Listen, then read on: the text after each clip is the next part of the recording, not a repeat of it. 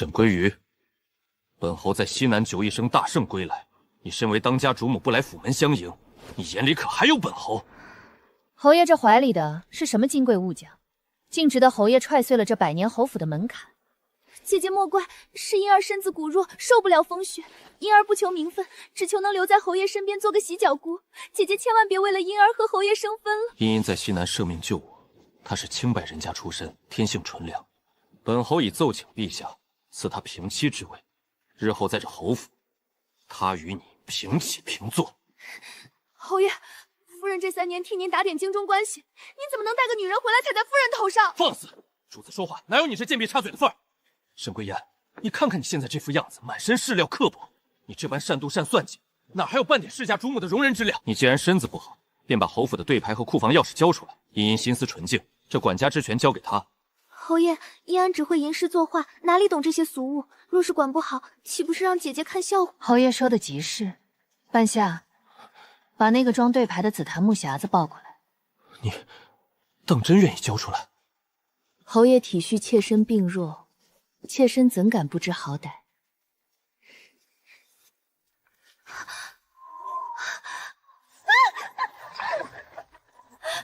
疼！沈归妮，你故意的！这侯府几百口人的生计，分量自然是极重的。柳妹妹，你可得接吻了。妾身回去吃药了，这死气沉沉的侯府，日后便仰仗柳平妻了。夫人，您怎么真把钥匙交出去了？那可是您熬了3年才稳住的局面啊！稳住的局面，半夏，你错了，那是个深不见底的烂泥潭。这3年侯府的一切开销，用的全是我的嫁妆私银。侯府早就入不敷出了，明日就是初1，是给全府下人发月历的日子，也是给各处粮油铺子结账的日子。咱们且看看，明日这位不染同邹、天性纯良的活菩萨，打算拿什么去堵那群人的嘴？夫人，您昨晚料的真是一字不差。前院议事厅此刻已经闹翻天了，那房顶都快被管嬷嬷们给掀了。哦，仔细说说，怎么个闹法？那位柳平妻今儿一早特意换了侯爷欣赏的蜀锦，头上插着赤金步摇，端端正正的坐在主母椅上，准备给下人们发月律立威呢。结果他一开脸，瞬间就绿了，里面除了一堆陈年烂账，就只有可怜巴巴的50两碎银。那50两还是我昨日特意留下的呢。光是府里下人的月例，加上后厨的彩办、马房的草料，少说也得1800两现银。他发不出钱，便红着眼眶开始装活菩萨。王嬷嬷是怎么回他的？王嬷嬷当场就啐了回去。不仅如此，王嬷嬷还给他好一顿难看。府里的众人都是指着月钱过活的，哪有人会买他的账？姐姐救我！姐姐，这账本是不是算错了？侯府怎么可能1分钱都没有？外头那些下人简直像催命的活阎王！你快去库房支些银子，帮我把他们打发了吧。妹妹这话糊涂了，侯府宫中账面上有多少钱，账本上写的清清楚楚。至于下人催月历，那是你这个当家主母该操心的事，与我一个在偏院隐病的闲人何干？如今侯府有难，你怎能见死不救？妹妹忘性真大，昨日侯爷刚在大庭广众之下亲口啐责我满身铜碎，市侩不堪。我既已退位让贤，那些沾了铜气味的嫁妆，怎配脏了妹妹这清高纯良的手？姐姐这是在赌气。若侯爷知道了，柳夫人，小的可算找到您了。侯爷刚下朝传了话回来，说今晚要设宴款待兵部的几位大人。设宴？府里现在拿什么设宴？侯爷还说了，今日是他出生的日子，事关他的颜面，宴席请您务必办得妥当。半夏，关窗吧，好戏马上就要开始了。沈归听能这般嚣张，不就是仗着他手里有几个臭钱吗？只要我能弄到钱，侯爷的心就还是我的，这当家主母的位置就还是我的。你去把主院佛堂里供奉的那尊金玉观音给我悄悄抱出来，明天我就偷偷当了换钱。我看沈归听还拿什么压我？可是夫人，那可是太后御赐的镇宅之宝啊！蠢货，闭嘴！天知地知你知我知，等以后侯爷发了财再赎回来就是了。去，来，诸位大人，满饮此杯。侯爷这席面当真是用了心的，这雪狐银鱼乃是满庭芳的招牌。柳夫人年纪轻轻，长家竟如此得力，大人谬赞了，只要侯爷与诸位大人尽兴就好。哈哈哈哈！茵茵天性纯善，最识大体，不像那沈氏，满脑子都是算计。来，不提那扫兴之人，喝！侯爷请。放肆！什么人胆敢硬闯靖远侯府？来人，护院呢？侯爷息怒，您的护院都在外头趴着呢，惊扰诸位大人雅韵了，只只是咱们做生意的概不赊欠。您今晚这桌顶级席面共计白银860两，请问侯爷，您是银票还是现银？你放肆！本侯的府邸也是你撒野的地方，区区一顿饭钱，本侯还能赖了你的？茵茵，把府里的对牌给他，让他明日自己去账房支银子，滚出去！哼，侯爷怕是误会了。从前我们满庭坊让侯府挂账，甚至每个月按时往府里送顶级食材，认的根本不是您这块破木头，认的是沈归仪沈东家。就在今日下午，沈东家已经派人撤了对侯府的担保。侯爷，您这块破牌子在我们满庭荒连半斤猪肉都换不来。你说什么？侯爷若是拿不出这860两现银，小人也不为难您。明日一早，这账单就会贴在京兆尹的衙门门槛。侯爷府上既有家务处理，我等便不打扰了。是啊，内急还等我回府呢。告。贱人！侯爷明鉴，是沈归奸，是他故意挖坑害我们啊！这个毒妇，这本侯今日非活劈了你不可！归言，这毒妇竟敢联合外人在同僚面前折辱我，本侯今日非活劈了你不可！夫人，侯爷要杀我，不过是手起刀落的事，但在劈下来之前，不如先看看这个。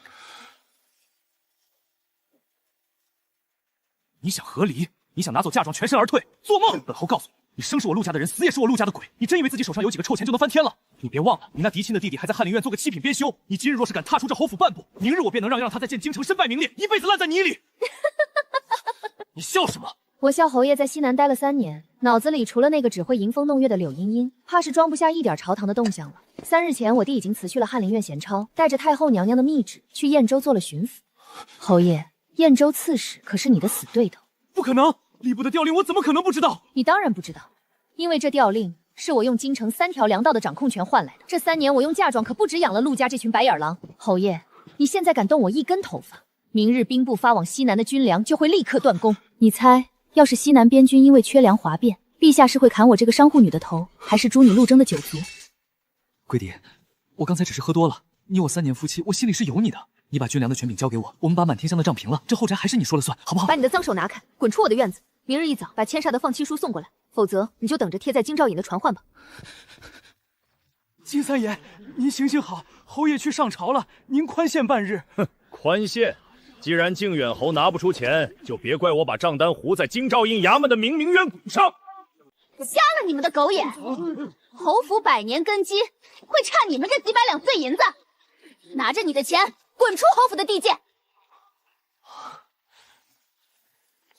茵茵，这些银子你从哪里弄来的？侯爷为了国事操劳，婴儿自当为您分忧。这是婴儿变卖了娘家留下的传产，凑的3万两白银。好，有了这3万两，他哪里还需要看沈归珠那个黄脸巫婆的脸球？拿着钱滚！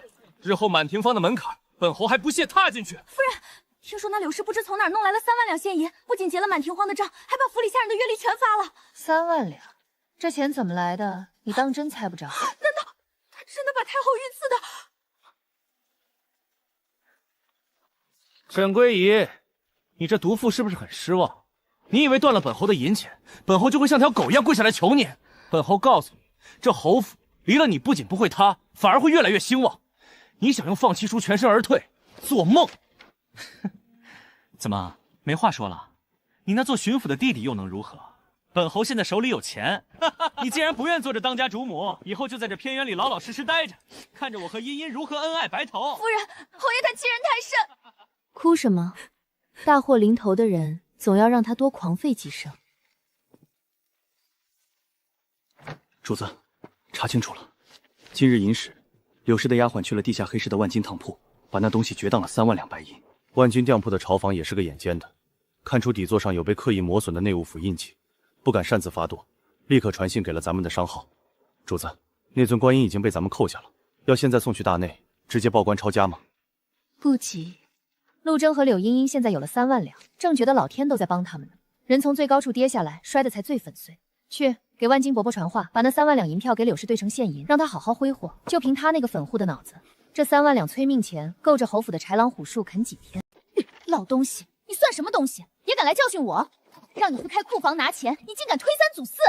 柳夫人，你是被他们给蒙了呀！这银骨炭市价最高不过80文一斤，烈士买3000斤，撑死了也就不到300两，他们报了2800两。住口！侯爷刚立了大功，府里上下的下人跟着吃苦受累，我身为当家主母，多赏赐些怎么了？为了几两碎银子跟下人斤斤计较，平白丢了侯府的脸面。柳夫人仁慈如菩萨下凡，去拿去办事。以后这账房谁敢再说半个不字，直接发卖了。夫人，您是没看到那场面，王嬷嬷一走，前院的账房简直成了土匪窝。那群刁奴见柳氏是个草包，什么离谱的烂账都敢往上报。哦，都报了些什么？什么修缮花园要5000两，来者逢旧不拒，全给批了现银。短短3天，那3万就快见底了。由着他作，没有雷霆手段也敢冲活菩萨。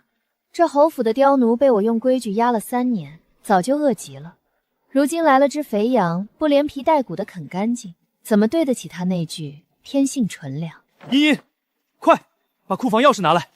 兵部尚书告老还乡，如今空出了一个正3品侍郎的肥位，我刚打通了吏部王大人的路子，只要今晚送2万两银子过去，这侍郎的位子就是我的了。侯爷，2万两！只要当上侍郎，我就能狠狠把沈家踩在脚下。我看沈桂英那毒妇还敢不敢拿军粮威胁我？钱呢？钱呢？那可是整整3万两，这才4天，钱去哪儿了？侯爷饶命！好痛！是府里开销太大了啊！要买银骨炭，要修缮假山，还要结清外头的开销大？你沈桂英管家的时候，1000两能顶整个侯府1个月的开销，你私花查光了3万两！贱人！成事不足败事有余的贱人！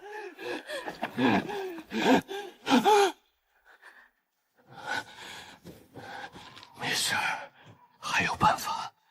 3万两没了就没了。本侯的御赐之物呢？是谁这么大胆，敢偷府里的东西？到底是谁？滚出来！贱人！说，神台上的金玉观音呢？那是太后娘娘赏赐的镇宅之宝，你这蠢货把它弄到哪里去了？侯爷饶命！我拿去当铺了。当铺？你怎么敢的？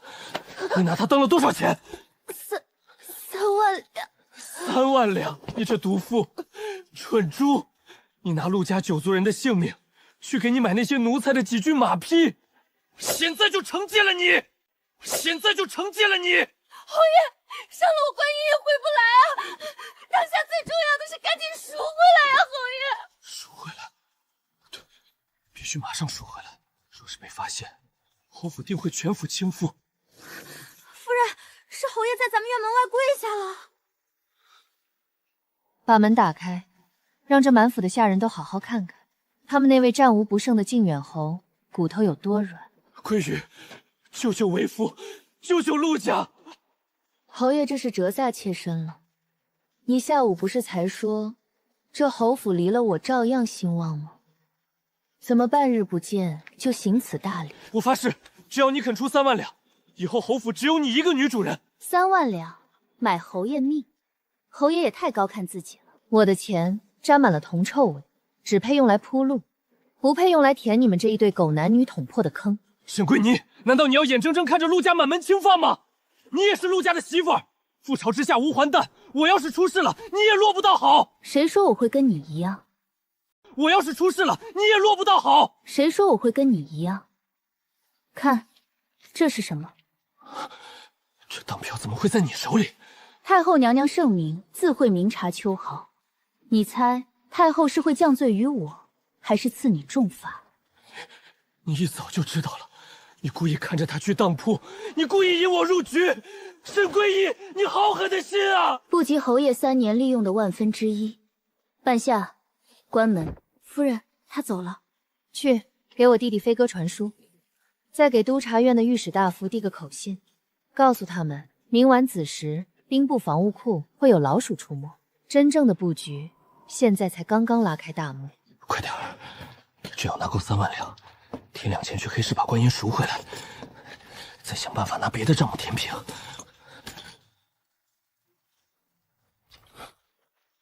靖远侯当真是勤勉，这3更半夜的跑到这阴冷的地库里做起苦力来了。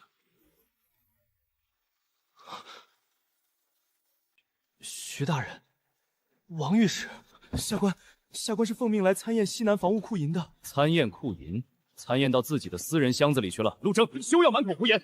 燕州审巡抚昨日加急递了密折，参你恐有贪墨之嫌。本官奉皇上口谕，与锦衣卫加集中盘查，不想竟抓你个人赃并获。燕州沈巡抚，沈归一那个刚刚升任正二品大员的亲弟弟。原来这一切都是沈归一在背后将我逼上了这条万劫不复的绝路。徐大人，冤枉啊！是沈桂林那毒妇给我设的局啊！我要见皇上，我是西南平叛的功臣。盗窃军饷3万两，按大魏律据，实同谋逆。来人，摘去他的乌纱，带上枷锁，押入诏狱。侯爷怎么还不回来？只要侯爷弄到钱，把观音赎回来，我就还是当家主母，我还是平妻。只要侯爷把那金玉观音赎回来，就不会有事。夫人，外头雪停了。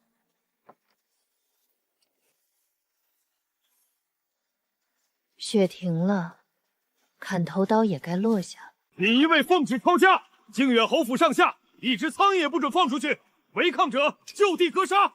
走吧，去前院，去看看咱们这位天性纯良的柳平妻是怎么为主君分忧的。放肆！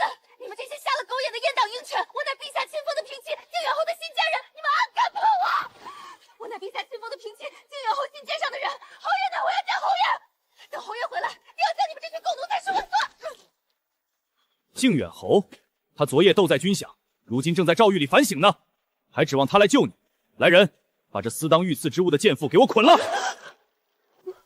不可能的，我当观音的事情没人知道，侯爷怎么会去拿军饷？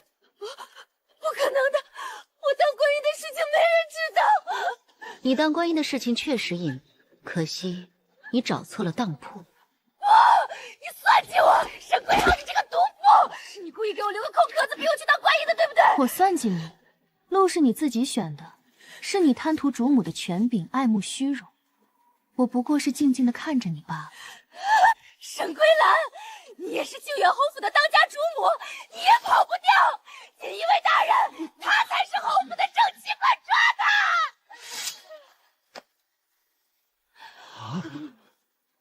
沈东家今夜风雪大，惊扰了。徐大人，您叫他什么？蠢妇！沈东家在查你这毒妇私当御赐之物后，立刻花重金寻回，并连夜呈交长乐宫，保全皇家颜面。太后娘娘恩准其带走全数嫁妆。柳妹妹，你不是一直想做这侯府唯一的当家主母吗？现在我如你所愿，把这位置让给你了。这盗窃军饷、满门抄斩的主母福气，你可千万要接稳了。徐大人，陆生押到了。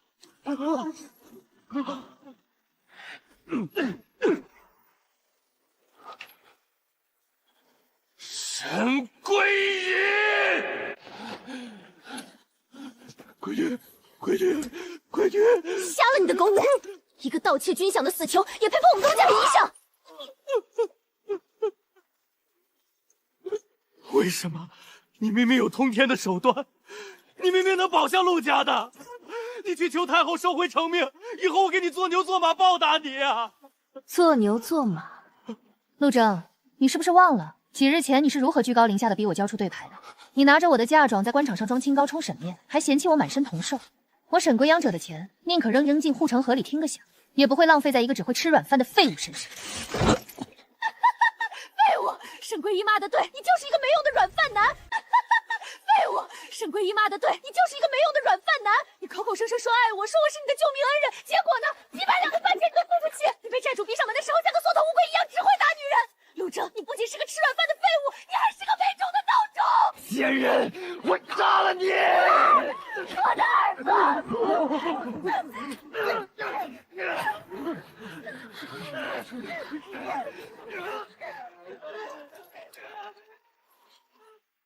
徐大人，剩下的事便有劳锦衣卫了。沈东家客气，来人，把这对狗男女给我拖去诏狱，即刻贴上封天，查抄靖远侯府，一只茶杯也不准漏下。是。恭迎东家出府。什么人竟敢挡沈家东家的道？大胆！见了当朝内阁首辅裴大人还不跪下！笨蛋！大魏律例：商贾若手持皇商特器，除帝后之外，见任何人皆可不跪。裴阁老若是觉得不妥，大可现在就砍了我的脑袋。只是这刀一旦落下，不仅皇家颜面被您踩在脚底，北境30万大军的肚子，怕是也熬不过这个冬天了。沈东家运筹帷幄，真是让本阁老开了眼界。不知沈都梁家可有兴趣谈一笔能撼动半壁江山的买卖？未央，你好大的胆子！你为了报复陆征，竟敢切断了西南的军粮供应。你可知，一旦西南哗变，这满朝文武都会要了你的命。阁老说笑了，西南常年无战事，饿上几天死不了人。反倒是阁老您正与鞑子死战，却被户部砍了2个月的粮草。阁老今日拦我的车，可是来找我要粮的。你早就知道本阁老会来找你。我这3年虽然困在后宅，但我沈家的探子可是遍布整个大魏，10万担精米，5万斤防寒的棉衣，只要阁老点个头，今夜便可秘密发往北境。条件？沈东家费了这么大周折，总不会是为了做个大善人吧？当然不是，我要大魏盐铁司的3成专营权，还有阁老您手里那块能自由出入9边重镇的黑水令。沈贵阳，你胃口太大了。盐铁乃国之根本，黑水令更是本阁老的底牌，你一介商务女吞得下吗？吞不吞得下是我的本事，给不给是阁老的诚意。北境军情如火，阁老想想那30万担粮食，这笔买卖阁老稳赚不赔。好一个沈归区，陆征那个有眼无珠的瞎子，竟把一块和氏璧当成了顽石。这条件，本阁老答应了。东家，不好了，城外大粮仓走火了，火势冲天，根本救不下来啊！看来，京城里不想让本阁老拿到这批粮的人，已经先一宿动手了。沈东家，30万只粮草若是烧没了，你我刚才的买卖，可就是一张废纸了。还有那些放火的死士，可是冲着你那颗绝顶聪明的脑袋去的。阁老放心，我沈归英的粮，阎王爷来了也烧不掉。备马，出城！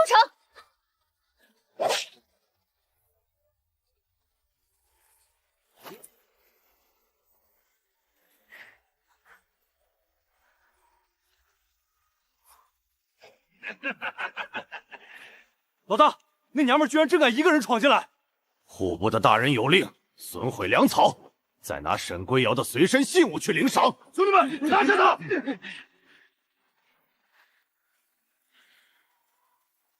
看来你想做这大魏的救世主，还得先保住自己的性命。需要本阁老借你几件护身器物吗？阁老的护身器物太金贵，用来对付这些蠢物可惜了。你们户部那个老匹夫，是不是以为一把火烧了我的粮仓，他就能在朝堂上扳倒裴首府，自己一手遮天了？死到临头还敢嘴硬！30万石粮草已经烧成了灰。烧成了灰。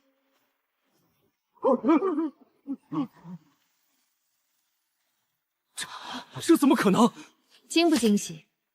兵法有云：兵马未动，粮草先行。那30万真正的精米和御寒棉衣，早在3日前的夜里，就已经顺着大运河进了裴阁老北境住所的秘密水寨。而你们今晚拼了老命烧掉的，不过是我沈家用来填护城河的烂沙子。中计了！快撤！现在想走，迟了。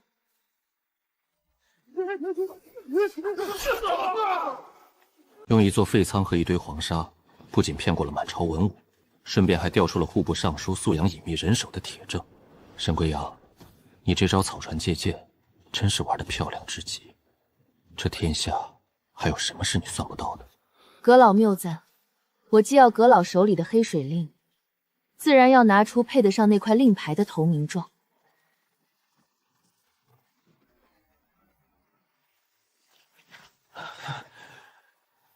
首辅大人，半个时辰前，皇上在乾清宫突然吐血昏迷，户部尚书联合京城值守官封锁了9门，他们下了违令，说沈东家意图不轨，已经朝这边过来了。看来咱们这位户部尚书还想连皇上和阁老一起埋了。封九门杀首府，沈东家，敢不敢陪本阁老杀穿这大魏的乱局？王剑，全部拿下！雕虫小技。裴阁老，你武功盖世又如何？我这身后可是整整5000九门屠都的精锐兵马。今日你和这商户女插翅难逃，乖乖束手就擒，我还能留你一具全尸。裴阁老，我的刀是不快，但我沈归一杀人向来不喜欢用刀。怎么，沈东家想用一支火箭射死我们5000人，真是皮肤坏。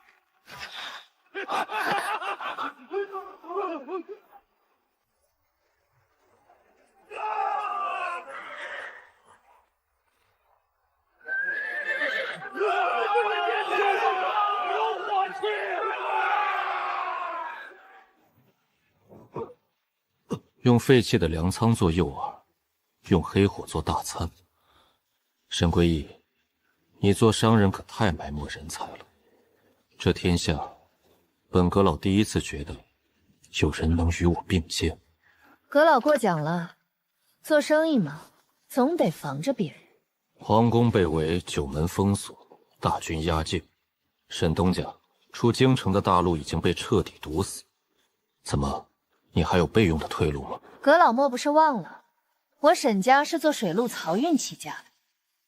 京城的9道城门是互补的，但京城地下的48条走私水状和暗河，是我沈归一的。半个时辰内，我能让阁老神不知鬼不觉地出现在太后娘娘的寝宫。这笔买卖，阁老敢不敢做？有何不敢？走，随本阁老回京，去扒了那群乱臣贼子的皮。太后娘娘，皇上中的可是西域剧毒千合药，活不过今晚3更了。只要您在这份传位诏书上盖下凤印，老臣保您后半生还能做个体面的太皇太后。乱臣贼子，哀家就是死也绝不会让你得逞。敬酒不吃吃罚酒，那老臣就送你上路。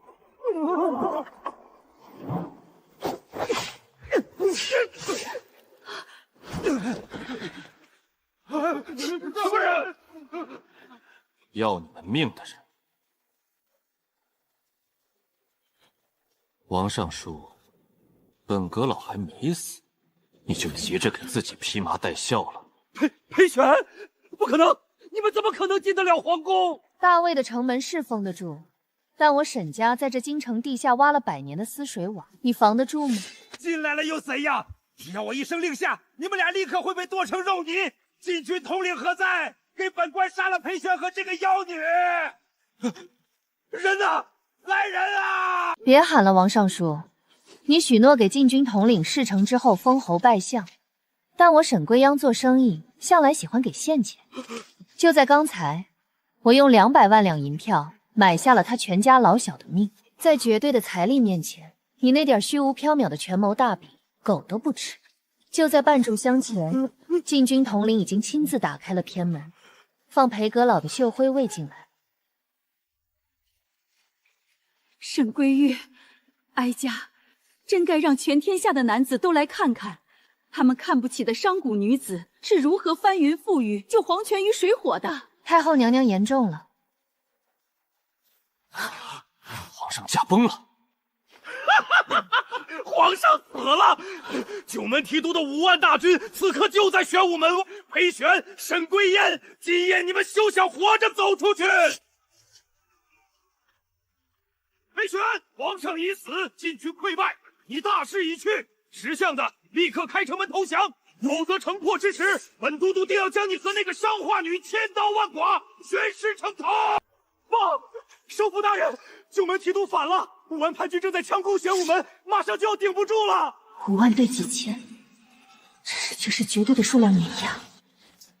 沈东家，敢不敢跟本阁老去玄武门城楼，再赌一把大的？有何不敢？阁老只管杀人，我来替你诛心。就凭你这几万乌合之众，也配让本阁老投降？有种，你就踏过本阁老的尸体杀进来。只要我裴玄还有一口气，就捍卫不下来。好一个骨头硬的首辅大人！放箭，给我把裴玄射成筛子！沈东家怕死吗？我说过，阁老只管杀人，我来替你诛心。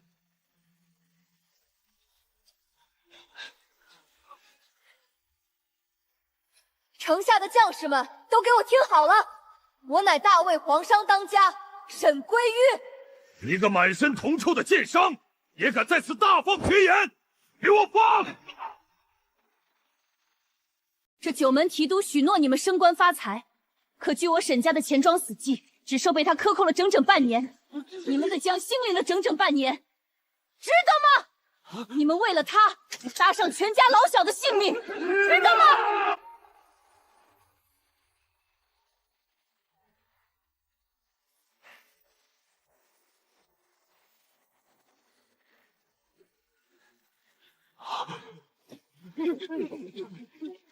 我沈家有的是钱，今夜谁能砍下九门提督的项上人头，我沈归一赏赤金1万两，良田1000亩。这妖女敢乱我军心，放箭杀了她！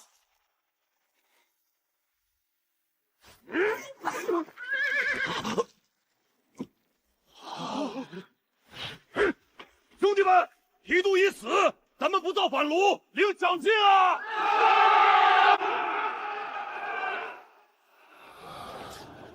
沈归央，你不仅是个疯子，你简直是这天下最可怕的女阎王。阁老过誉。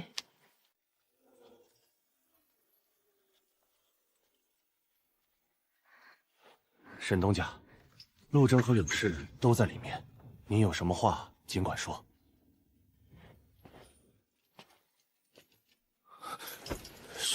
谁在哪儿？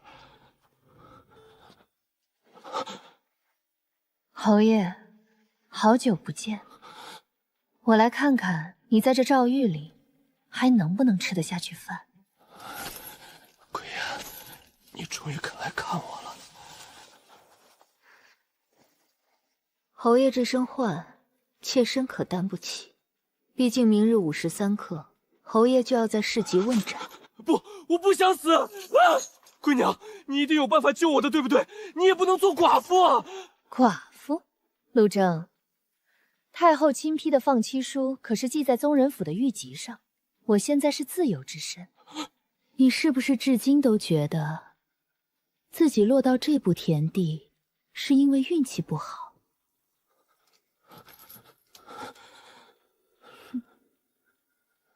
我不妨让你走得明白，那3万两饷银是我暗中派人引你去拿的，万金当铺的朝本是我沈家的人，一步步的引导你去偷军饷。你，全是你设的局！我不过是撒了一把饵，是你自己贪得无厌。你以为这3年是你靠着军功撑起了侯府？错，你不过是我养在笼子里的一只宠物。毒妇，你不能好死！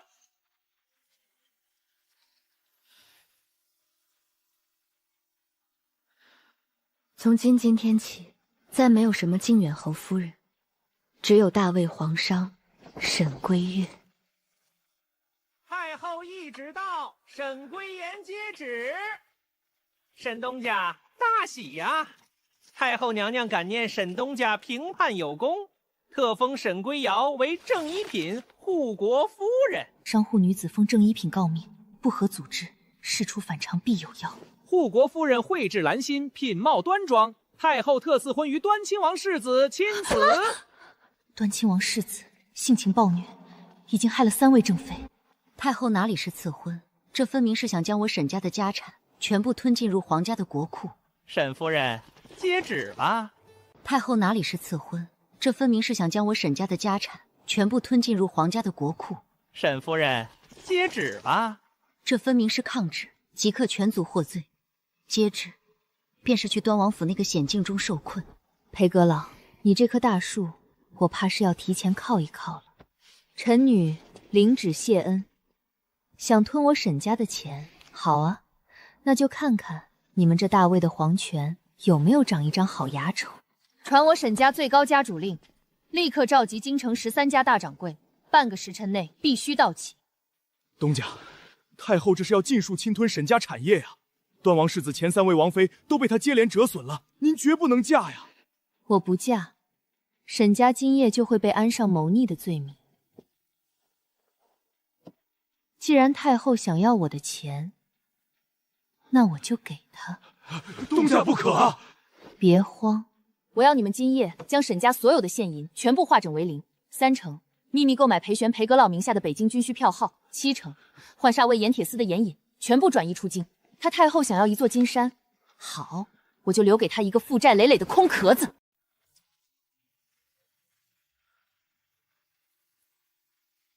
沈东家真是好气魄，一夜之间将1000万两白银尽数散去，就为了给太后演一出空城计。裴阁老深夜造访，总不会是来偷看我的账本吧？端王世子阁老查得如何了？沈归阳，你这回怕是真的遇到对手了。你以为端亲王世子真的是个心智只有7岁的疯傻废物？我手下的绣春卫暗查了3年，就在今夜才拿到确切的情报。他不仅不傻，而且他还发现那3个王妃其实都是太后派去监视他的死士。那是一个为了活命把装疯卖傻演到了极致的疯郎。沈东家，大婚之日，你要面对的是一个随时会咬断你喉咙的修罗。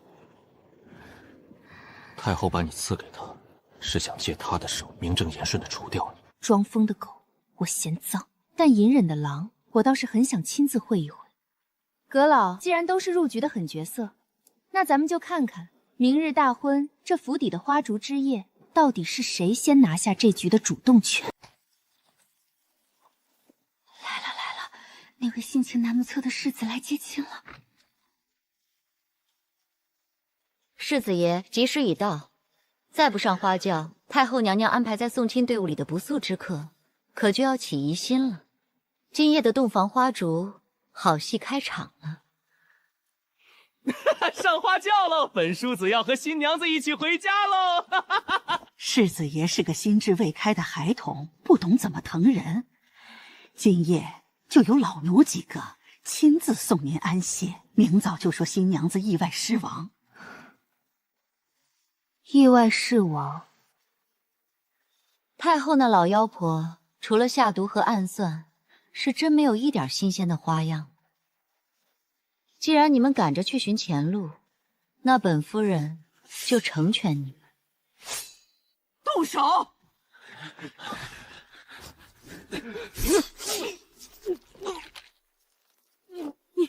你没疯，世子爷，你一直在骗太后。本世子不仅没疯，还很清醒地记着，15年前，太后是怎么用1碗汤药送走了我的母妃，又是如何将我囚禁了15年。等等。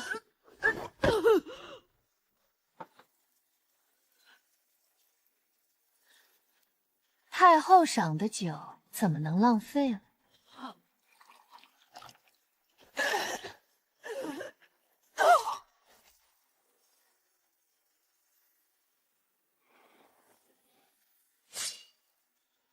裴玄说的没错，你果然是个比我还狠绝的人。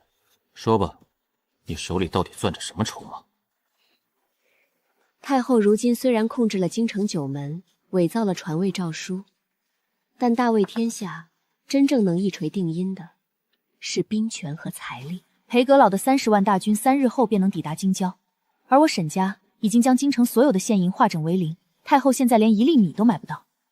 你有着大魏皇族最正统的血脉，我沈归义有富可敌国的财力，裴玄有天下无双的兵马。世子爷，这份从龙之功，换你登基后大魏盐铁司30年的专营权，签了它，今夜过后，你便是这大魏的主宰。签了它，今夜过后，你便是这大魏的主宰。成交。沈归阳、裴玄，本世子就陪你们把这大魏彻底掀翻。这些人怎么处置？既然是太后送来的贺礼，咱们做晚辈的怎么能不回礼吗？娘娘神机妙算，算算时辰，端王府那边也该传来沈归宁意外身亡的消息了。哀家容忍那剑伤这几日，不过是忌惮裴玄的秀风味罢了。只要沈归仙一死，哀家倒要看看。太后娘娘，端王世子和世子妃来给您谢恩了。什么？这怎么可能？李嬷嬷他们是死人吗？给皇祖母请安，孙儿带着新玩具来谢恩啦！沈归妖，你竟然没死！太后娘娘这是什么话？娘娘千挑万选赐下的好姻缘，臣妾欢喜还不死呢。世子爷虽然心智如孩童，但力气极大。昨夜可是把娘娘派去的4个嬷嬷伺候的舒舒服服的。你，哀家派去伺候你们的教引嬷嬷呢，他们人去哪儿了？哦，娘娘说李嬷嬷他们啊。世子爷，快咱们给准祖母准备的回门大礼打开，让皇祖母高兴高兴。好嘞，皇祖母看大礼。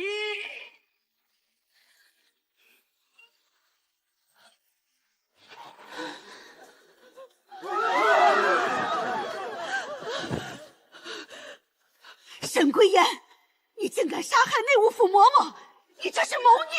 来人，把这个妖女给我拿下，就地正法！慢着，这4个刁奴昨夜竟然企图用剧毒刺杀端王世子，臣妾为了保护皇家血脉，迫不得已才将其正法。娘娘如今不分青红皂白就要杀臣妾，难道说这4个刁奴是受了娘娘您的指使？你血口喷人！你这奸商，哀家要杀了你，要抄了你的家产！抄家？娘娘怕是还不知道吧？我昨夜已经所有的现银全部捐给了北境军，还有裴阁老的30万大军，此刻距离京城不到20里。真不争气。走吧，世子爷，现在该去迎咱们的裴首府入京了。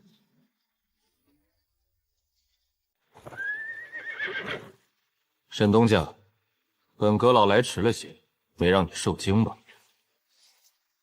阁老来的刚刚好。哀家是太后，是这大魏的主子。裴玄，你带兵逼宫，就不怕被天下人唾骂遗臭万年吗？还有你这奸商，哀家早就该在大婚前将你凌迟。太后娘娘，您怕是还没搞清楚状况。裴阁老是奉了皇室正统，端亲王世子之命入京平叛的。就凭这个连屎尿都分不清的傻子，他是个什么正统？哀家手里有先帝的遗诏。是吗，皇祖母？你没疯，你这15年全是在装疯。孙儿若若风能活到亲眼看着皇祖母摔进泥潭里。太后娘娘，您的时代结束了，从今往后，这大魏的国库我沈归梯说了算，大魏的兵马裴阁老说了算，这大魏的龙椅李勋坐，而您去冷宫里慢慢烂掉吧。把太后拖下去，打入冷宫。裴阁老，沈东家，从今往后，大魏江山有劳复仇的终结，更是属于我们的新纪元的开端。沈归仪，这天下棋局，你我共执黑白，如何？那便劳烦裴首府护我沈家商旗，插遍这大魏的9州4海。